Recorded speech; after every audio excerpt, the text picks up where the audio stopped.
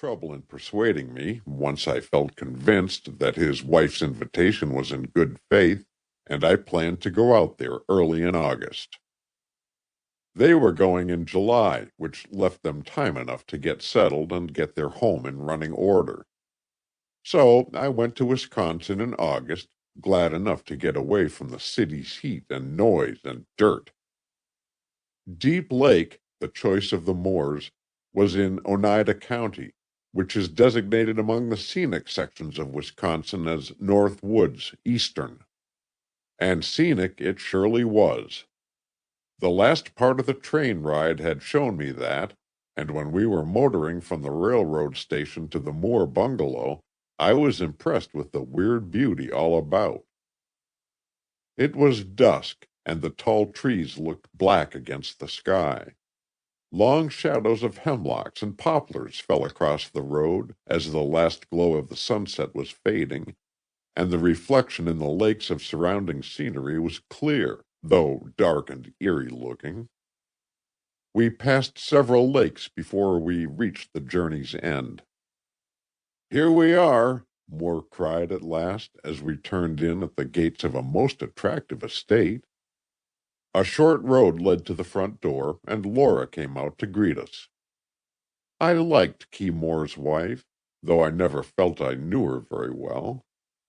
She was of a reserved type, and while amiable and cordial, she was not responsive, and never seemed to offer or invite confidence. But she greeted me heartily, and expressed real pleasure at having me there. She was very good-looking, a wholesome, bonny type, with an air of executive ability and absolute savoir-faire.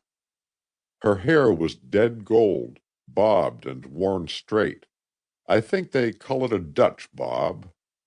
Anyway, she had a trace of Dutch effect, and reminded me of that early picture of Queen Wilhelmina. She sent me to my room to brush up, but told me I needn't change, as the bungalow was run informally.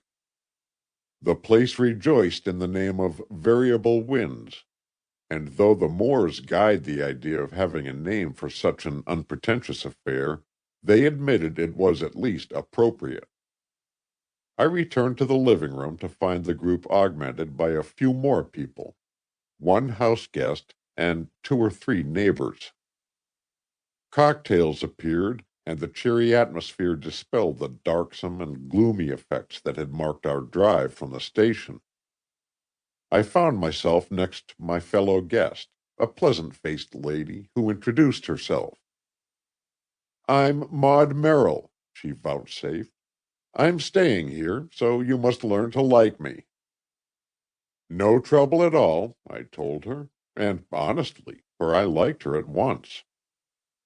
She was a widow, perhaps 30 or so, with white hair and deep blue eyes. I judged her hair was prematurely grayed, for her face was young and attractive. "I'm an old schoolmate of Laura Moore's," she disclosed further, "and I'm up here for a fortnight. Are you staying long?" "I'm invited indefinitely," I returned. "I'll stay a month, I think, if they seem to want me." "Oh, they will. They've both looked forward to your coming with real delight. And you'll like it here. There's no end of things to do. Fishing, of course, and bathing and boating and golf and tennis and dancing and flirting. In fact, you can have just whatever sport you want." "Sounds rather strenuous. I had hoped for a restful time." "Yes, you can have that if you really want it. Let me give you a hint of the other guests. The beautiful woman is Catherine Dallas. She's about to be married to our next-door neighbor. He isn't here tonight, but one of his house guests is here. That tall, thin man. He's Harper Ames." I thanked her for her hints, though I wasn't terribly interested. But it's good to know a little about new acquaintances, and often prevents unfortunate speeches. Especially with me, for I've a shocking habit of saying the wrong thing and making enemies thereby. At the table I found myself seated at my hostess's right.